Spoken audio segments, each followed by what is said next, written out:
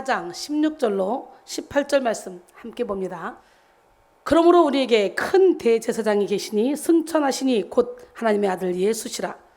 우리가 믿는 도리를 굳게 잡을지어다. 우리에게 있는 대제사장은 우리의 연약함을 동정하지 못하시리가 아니요 모든 일에 우리와 똑같이 시험 받으시니로되 죄는 없으시니라.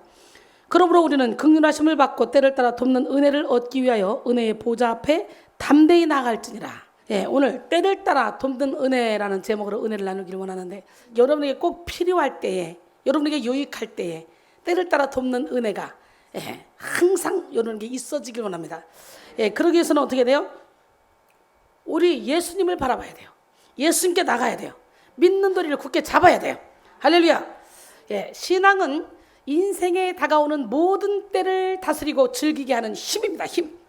굳건하고 신실한 믿음은 모든 환경을 초월하여 하늘에 속한 기쁨과 평안을 누리게 합니다.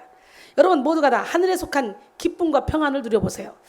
주님이 주시는 파도 같은 사랑, 주님이 주시는 솟아나는 기쁨, 제 영혼에서 넘쳐납니다. 오늘 여러분 영혼에서도 넘쳐나기를 원합니다. 함께 찬양하면서 가사 속에 한번 들어가 볼까요?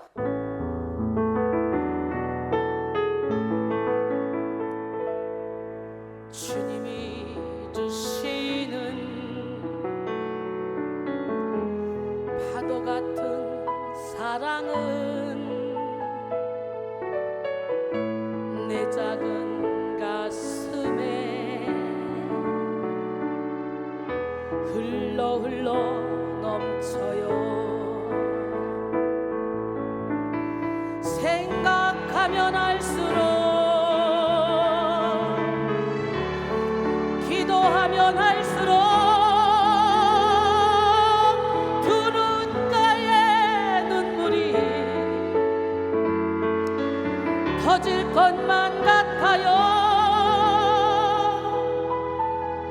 주님의 사랑은 한없이 크셔라. 우리의 영혼에 한 줄기 빛이여라. 살전 5장 16절로 18절. 항상 기뻐하라, 쉬지 말고 기도하라, 범사에 감사하라. 이것이 그리스도 예수 안에서 너희를 향하신 하나님의 뜻이니라 그랬어요. 여러분 항상 기뻐하고 쉬지 말고 기도하고 범사에 감사하는 거, 그거 쉽지 않죠. 아니 상을 당할 수도 있고, 교통사고를 날 수도 있고, 암병이 걸릴 수도 있고, 뭐 여러 가지 억울한 일을 당할 수도 있는데 어떻게 그렇게 살아? 라고 말할 수 있겠지만, 우리가 예수님을 주인으로 모시면 환경이 우리를 어찌할 수 없어요. 우리가 주님을 주인으로 모시기만 하면 누가 우리를 그리스도의 사랑에서 끊으리요? 환난이나 공고나 박해나 기근이나 적신이나 위험이나 칼이라, 사망이나 생명이나 천사들이나 권세자들이나 현재이나 장래일이나 능력이나 높음이나 기쁨이나 다른 어떤 피조물도 우리를 그리스도 예수 안에 있는 하나님의 사랑에서 끊을 수 없다 그랬어요. 여러분 하나님의 뜻을 이루어드리며 살아가 봐요. 그러면 세상이 줄 수 없고, 세상이 알 수 없고, 세상이 느낄 수 없는 참된 평안과 기쁨이 이 안에 넘쳐날 줄 믿습니다. 물론 우리는 살아가면서 원하는 일이 이루어지고 행복한 경험을 하며 만족을 누릴 때도 있지만, 이렇게 이별과 절망, 실패와 질병 등 여러 가지 모습으로 다가오는 인생의 시련 속에 아프고 힘든 순간을 맞이할 때도 있습니다. 보통 사람들은 이런 고통과 슬픔의 때에 기뻐하지 못합니다. 여러분은 보통 사람입니까? 아니면 거룩한 하나님의 종들입니까? 보통 사람들은 당연히 절망할 때 절망의 늪에 빠져서 절망 그 이상을 보지 못합니다. 슬픔의 때에 슬픔의 늪에 빠져서 슬픔 그 이상을 보지 못하는 것이 육에 속한 인생의 한계입니다. 그러나 하늘에 속한 능력으로 영에 속한 인생을 사는 사람은 인생의 봄, 여름, 가을, 겨울을 즐기며 기뻐할 수가 있는 거예요. 잠언 4장 23절에 모든 지킬 만한 중에 더욱 내 마음을 지키라. 생명의 근원이 이에서 남이라 그랬어요. 믿음의 실력을 가진 사람은 인생의 양지뿐만 아니라 인생의 음지 안에서도 즐거워할 수 있습니다. 성공의 때만 즐거워하는 것이 아니라 실패의 때도 기뻐할 수 있습니다. 원하는 대로 사라질 때만 기뻐하는 것이 아니라 원하는 대로 사라지지 않을 때도 더 큰 기대를 가지고 감사할 수 있습니다. 왜? 모든 것을 합력하여 선을 이루시는 하나님을 믿기 때문에. 참으로 믿음으로 영의 눈이 열린 사람은 인생의 사계절을 누릴 수 있습니다. 이들은 꽃 피는 봄에나 열매가 무르익는 가을뿐만 아니라 혹독한 추위에 아파야 하는 겨울이나 따가운 더위에 지치기 쉬운 여름에도 무한한 감사의 제목을 찾습니다. 인생의 사계절을 누릴 줄 아는 그리스도인은 이 땅에서의 계절이 끝날 때를 준비합니다. 우리는 때를 따라 사는 지혜가 필요합니다. 전도서 3장 1절로 11절까지 쫙 보니까 범사의 기한이 있고 천하의 만사의 때가 있나니 날 때가 있고 죽을 때가 있고 심을 때가 있고 심은 것을 뽑을 때가 있고 죽일 때가 있고 치료할 때가 있고 헐 때가 있고 세울 때가 있으며 울 때가 있고 웃을 때가 있고 슬퍼할 때가 있고 춤출 때가 있으며 돌을 던져버릴 때가 있고 돌을 거둘 때가 있으며 안을 때가 있고 않는 일을 멀리할 때가 있으며 찾을 때가 있고 잃을 때가 있으며 지킬 때가 있고 버릴 때가 있으며 찢을 때가 있고 꿰맬 때가 있으며 잠잠할 때가 있고 말할 때가 있으며 사랑할 때가 있고 미워할 때가 있으며 전쟁할 때가 있고 평할 때가 있느니라. 할렐루야. 일하는 자가 그의 수고로 말미암아 무슨 유익이 있으랴. 하나님이 인생들에게 노고를 애쓰게 하신 것을 내가 보았노라. 하나님이 모든 것을 지으시되 때를 따라 아름답게 하셨고 또 사람들에게는 영혼을 사모하는 마음을 주셨느니라. 그러나 하나님이 하시는 일의 시종을 사람으로 측량할 수 없게 하셨도다 그랬어요. 세상을 살아가는 대부분의 사람들은 인생의 사계절이 영원할 것이라고 생각합니다. 하지만 모든 때는 정해져 있으며 그 때는 하나님께 속해 있습니다. 우리는 인생의 사계절을 보내며 저 하늘에서의 삶을 소망하며 하나님의 도우심을 구해야 합니다. 인생의 사계절을 보낼 수 있는 힘은 바로 영혼 속에 있기 때문에 우리는 영혼을 깨워야 돼요. 영혼이 회복돼야 돼요. 완전한 회복을 이루는 시간이 되기를 원합니다. 그래서 인생이 누리는 기쁨은 주어진 환경이 아니라 내적인 힘에 비례한다고 볼 수가 있는 거예요. 로마서 5장 3절로 4절 다만 이뿐 아니라 우리가 환난 중에도 즐거워하나니 이는 환난은 인내를 인내는 연단은 소망을 이룬 줄 알미로라. 이 시간 여러분 모두에게 범사의 기쁨을 누릴 수 있는 내적인 권세가 충만히 임하기를 원합니다. 내적인 힘이 약한 사람은 작은 일에도 마음이 쉽게 깨어지고 지칩니다. 쉽게 털어낼 수 있는 그런 일에도 삶의 전반이 흔들리고 자기 마음을 제어할 수가 없어요. 내면이 약한 사람은 자기 안에 미움과 원망, 분노와 우울이 막 차오를 때 그러한 어둠의 마음을 통제하고 버려야 한다는 것을 알아도 뜻하는 대로 하지 못하고 어둠의 감정에 지배를 당하죠. 그래서 우리는 무엇보다도 우리 내면 세계가 질서가 잡혀야 돼.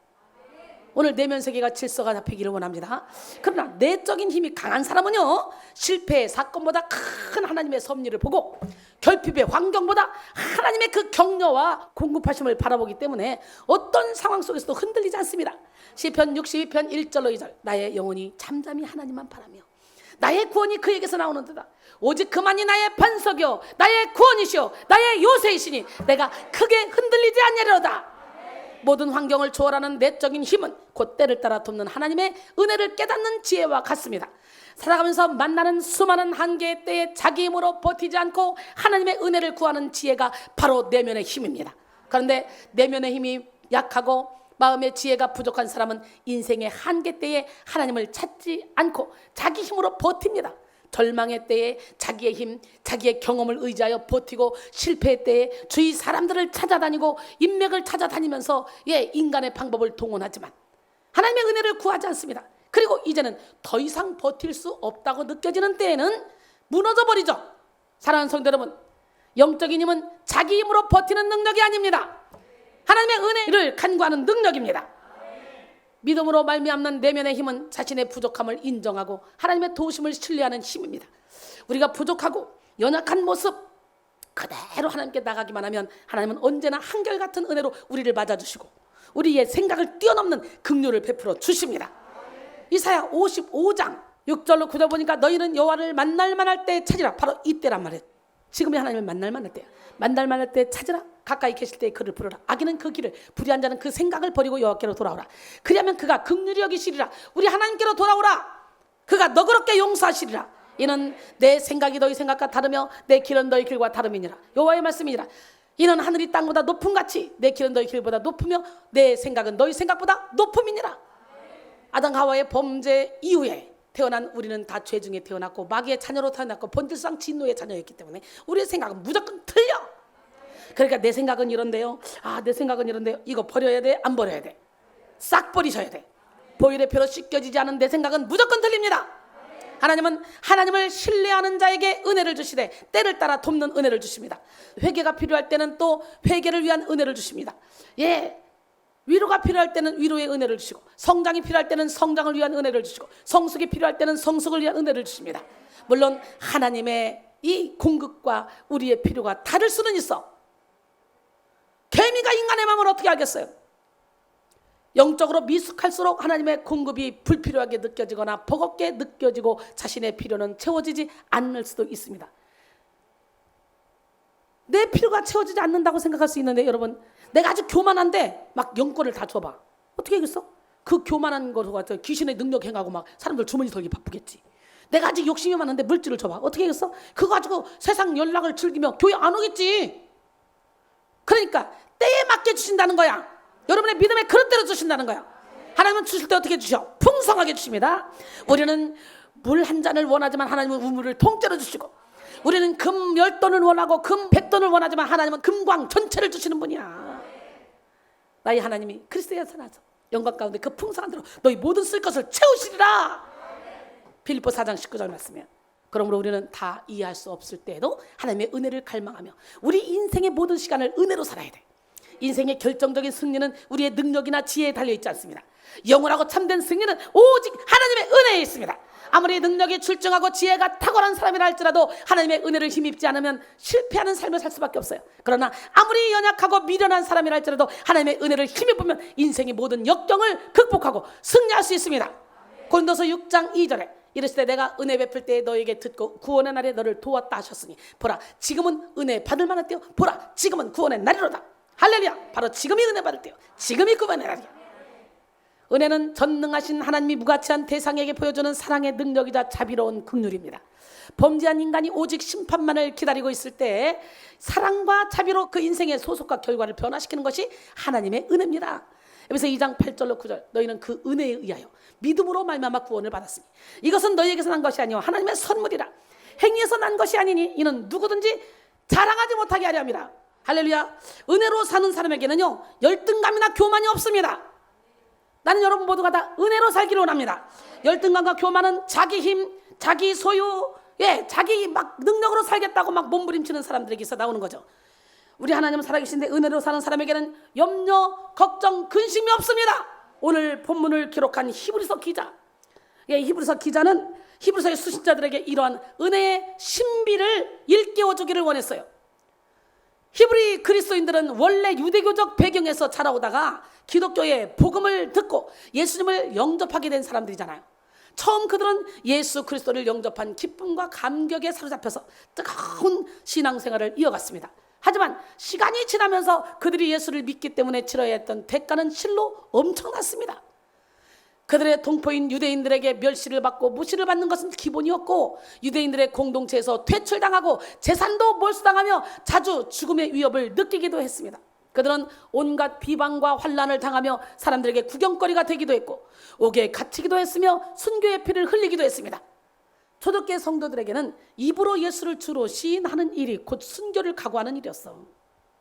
그들은 모진 박해 속에서도 마음으로 믿은 예수를 입으로 시인하며 그들의 신앙을 숨기지 않았습니다.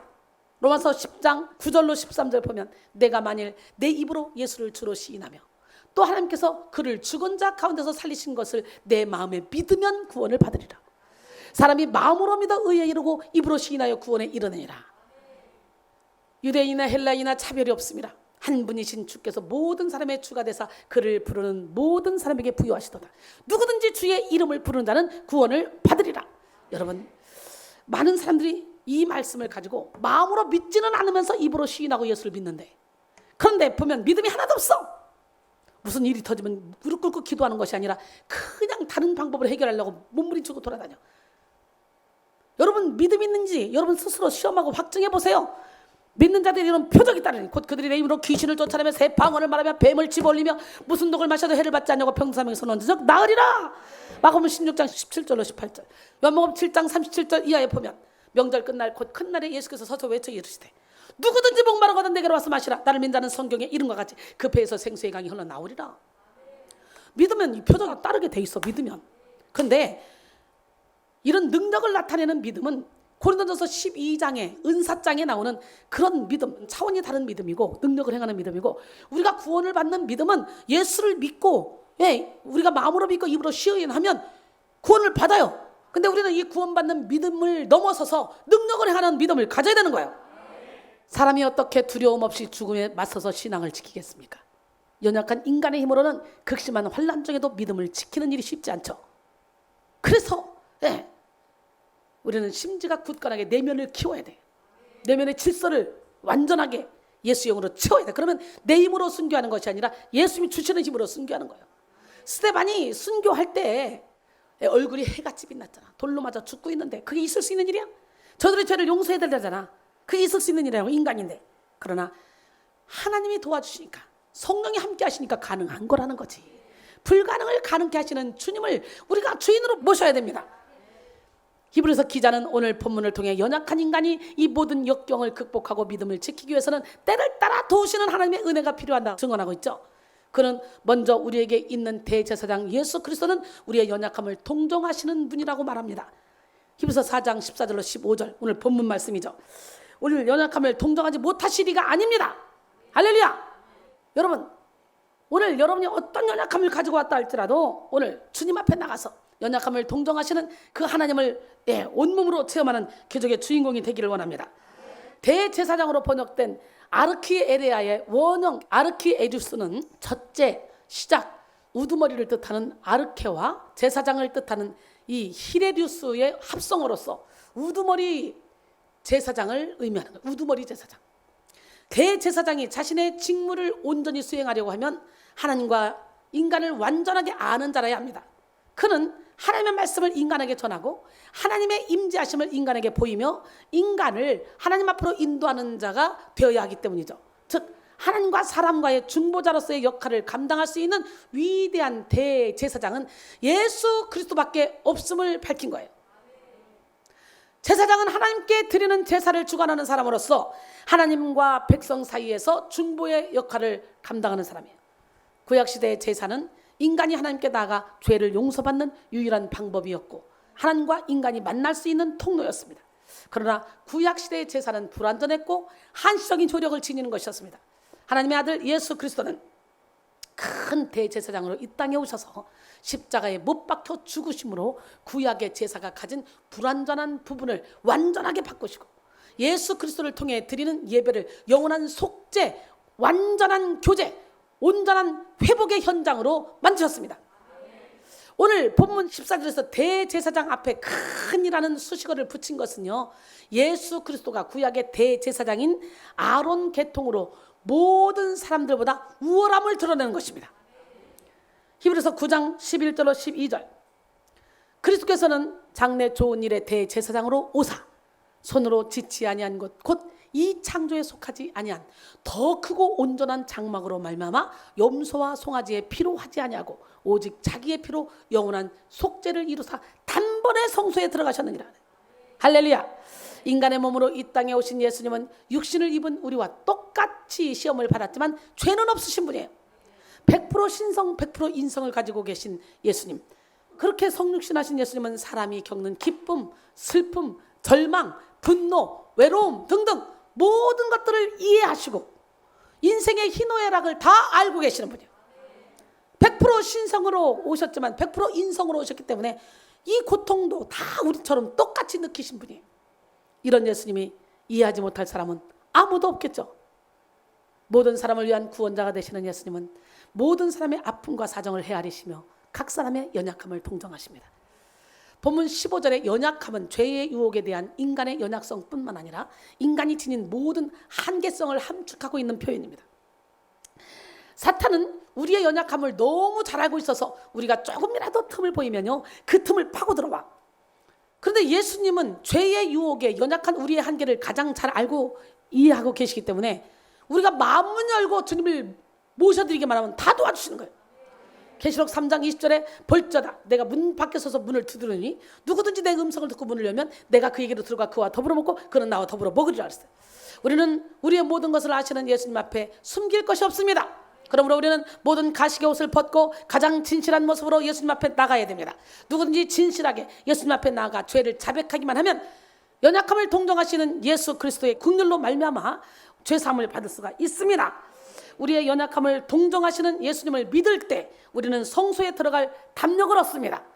할렐루야. 히브리서 10장 19절로 20절 말씀을 보면 그러므로 형제들아 우리가 예수의 피를 힘입어 성소에 들어갈 담력을 얻었나니 그 길은 우리를 위하여 휘장 가운데로 열어놓으신 새로운 살 길이요 휘장은 곧 그의 육체니라 그랬어요. 십자가에 달리신 예수님은 엘리 엘리 라마 사박다니라고 외치신 후에 3시간이 지나고 다시 크게 소리 지르시고 죽으셨어요. 그때 성소 휘장이 위로부터 아래로 쫙 찢어져 둘이 되고 땅이 진동하며 바위가 터지고 무덤들이 열렸습니다. 이런 놀라운 광경을 보고 백부장과 및 함께 예수님을 지켰던 이 사람들이 이는 진실로 하나님의 아들이었도다 라고 고백했어요. 성소의 휘장이 갈라지고 무덤이 열린 것은 대제사장으로 오신 예수님이 십자가에서 죽으심으로 예수를 믿는 우리가 성소에서 지성소로 나갈 담력을 얻었다는 사실을 증거해 주는 거예요. 지성소는 성막의 가장 거룩한 곳으로서 하나님의 특별한 거처라고 여겨지는 곳이었어요. 지성소는 하나님이 특별히 허락하신 임재의 장소요, 속죄의 장소이며 축복의 장소였어요. 이런 지성소는 아무나 들어갈 수 없었어요. 대제사장이라고 해도 지성소로 들어가기 위해서는 자신을 정결하게 씻고 특별한 옷을 입어야 했고 하나님의 직접적인 임재로부터 자신의 두 눈을 연기로 가리우기 위해 태울 향을 가져가야 했으며 죄를 대속할 피를 가져가야 됐어요. 그런데 이제 우리는 큰 대제사장이 되시는 예수 그리스도를 믿는 도리를 굳게 붙잡아 지성소로 나갈 수 있게 된 거예요. 할렐루야. 지성소뿐만 아니라 은혜의 보좌 앞에 담대히 나갈 수 있게 된 거예요.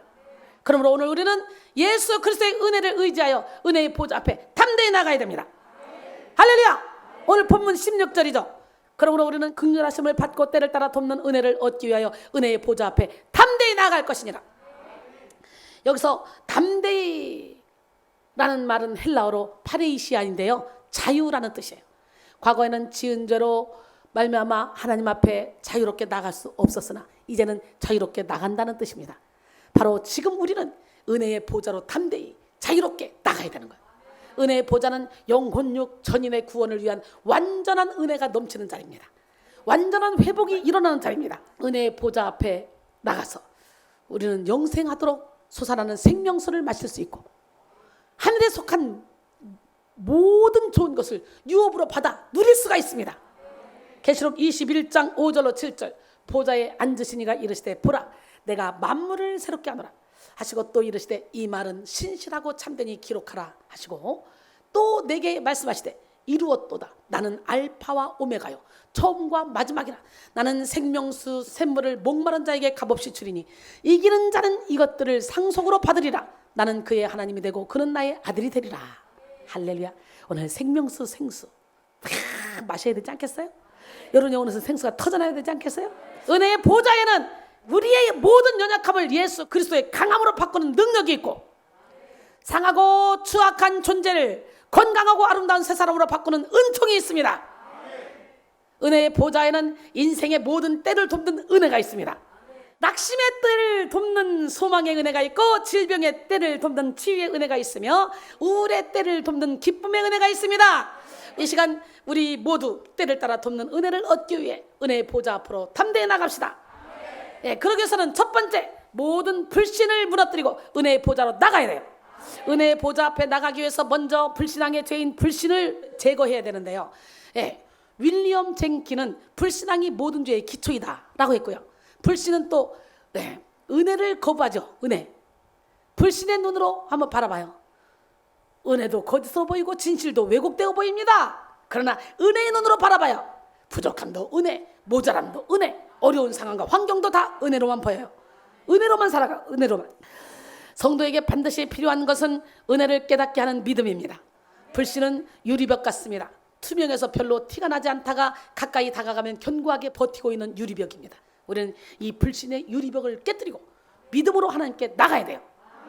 야고보서 1장 6절로 8절 오직 믿음으로 구하고 조금 더 의심하지 말라. 의심하는 자는 마치 바람에 밀려 요동하는 바닷물과 같으니 이런 사람은 무엇이든지 죽게 얻기를 생각하지 말라. 두 마음을 품어 모든 일에 정함이 없는 자로 다 그랬어요. 불신을 완전히 무너뜨리기 위해서 우리는 하나님의 말씀에 집중해야 됩니다. 육신에서 나는 생각을 제거하고 하나님의 말씀의 인도를 받을 때 우리는 온전한 믿음을 소유할 수가 있어요. 로마서 10장 17절에 그러므로 믿음은 들음에서 나며 들음은 그리스도의 말씀으로 말미암았느니라 그랬어요. 두 번째, 때를 따라 돕는 은혜를 얻기 위해 모든 독립성을 무너뜨리고 은혜의 보좌로 나가야 돼요. 독립성은 은혜의 보좌로 나가는 우리의 발목을 붙잡아. 네가 할 수 있잖아. 네 힘으로 해봐. 너 혼자 한번 일어나야 돼. 해봐. 독립성은 그 자체가 누군가의 도움을 기대하지 않고 내 힘으로 살아보려는 성질이기 때문에 그래요. 독립성이 강한 사람들은 자신의 지식, 자신의 능력, 실력이 인생의 문제를 해결하는 데 있어서 제법 유효한 것들이라고 생각합니다. 그래서 끊임없이 자기 방법과 자기 방식을 고수하죠. 그러나 인간의 주요한 대부분의 문제들은 인간의 힘으로 해결할 수가 없어요. 고린도전서 1장 25절에 하나님의 어리석음이 사람보다 지혜롭고 하나님의 약하심이 사람보다 강하다 그랬어요. 할렐루야. 멋쟁이 하나님, 기적의 하나님, 능력의 하나님은 살아계십니다. 예, 우리는 이런 사실을 인정하고 오로지 하나님만을 의지해야 돼. 또 독립성이 강한 사람들은 누군가에게 약한 모습을 보이면 자존심이 상해하고 스스로 실패자가 되었다고 생각합니다. 사랑하는 성도 여러분, 은혜의 보좌는 자신의 약함을 인정하고 하나님의 도움을 바라는 자만 갈 수 있는 그런 곳입니다. 바로 지금 우리는 은혜 아니면 살아갈 수가 없어. 우리의 존재를 인정하며 모든 독립성을 무너뜨려야 됩니다. 또한 세 번째로 모든 욕심을 무너뜨리고 은혜의 보좌로 나가야 돼. 야고보서 4장 2절로 3절. 너희는 욕심을 내어도 얻지 못하며 살인하며 시기하여도 능히 취하지 못함으로 다투고 싸우는도다. 너희가 얻지 못하면 구하지 아니하기 때문이요 구하여도 받지 못하면 정욕으로 쓰려고 잘못 구했기 때문이라 그랬어요. 야고보서 1장 14절로 15절. 오직 각 사람이 시험을 받는 것은 자기 욕심에 끌려 미혹됨이니 욕심이 잉태한즉 죄를 낳고 죄가 장성한즉 사망을 난다 그랬어요. 욕심과 은혜는 서로 상극입니다. 욕심이 있는 곳에 은혜가 임할 수 없고 은혜가 있는 곳에 욕심이 있을 수 없어요. 욕심은 육에 속한 가치에 집착하게 만들기 때문에 하나님이 주시는 영에 속한 가치를 깨닫지 못하게 만듭니다. 그래서 욕심이 큰 사람은 영의 눈이 가리워져서 하나님이 이미 주신 은혜를 알지 못하고 스스로 고통을 만드는 삶을 살게 됩니다. 오늘 시간에 하나님과 재물, 하나님과 세상 겸하여 섬길 수 없다는 주님의 말씀을 우리가 따라야 돼요.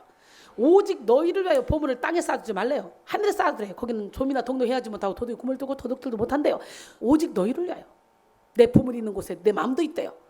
예, 눈은 몸의 등불이니 만약에 눈이 어두면 온몸이 어둔다는 거. 온몸이.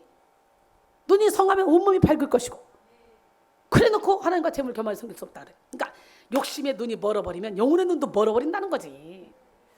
고린도전서 2장 9절로 10절 기록된 바 하나님의 자기를 사랑하는 자들을 위하여 예비하신 모든 것은 눈으로 보지 못하고 귀로도 듣지 못하고 사람의 마음으로도 생각하지 못하였던 것 같으니라.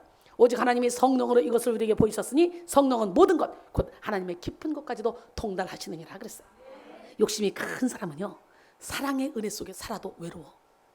풍성한 은혜 속에 살아도 궁핍해. 그럼 우리는 욕심을 내려놓고 은혜의 보좌로 담대히 나가야 돼. 나보다 나를 더 잘 아시는 주님께 순종할 때 하나님이 가장 좋은 것을 주신다는 그런 확신으로 하나님께 나가야 돼요. 결론적으로 사랑하는 성도 여러분, 신앙의 힘은 모든 상황 속에서 하늘로부터 임하는 기쁨을 누리게 하는 권능입니다. 믿음으로 표현되는 내면의 힘은 모든 때에 하나님의 도우심을 구하며 하나님의 은혜로 넉넉하고 쉬운 삶을 살게 합니다. 그러므로 우리는 인생의 모든 때를 도우시는 하나님의 은혜를 구하며 은혜의 보좌 앞에 담대히 나가야 돼요. 큰 대제사장이신 예수 그리스도를 믿는 도리를 굳게 붙잡고 은혜의 보좌 앞에 나가 한계의 때에도 넉넉히 이길 수 있는 능력을 받아야 돼요. 여러분, 이 시간 여러분 모두가 은혜의 보좌 앞에 담대히 나가 때를 따라 돕는 은혜를 누리며 어떤 상황 속에서도 넉넉히 승리하는 삶을 살기를 주님의 이름으로 축원합니다.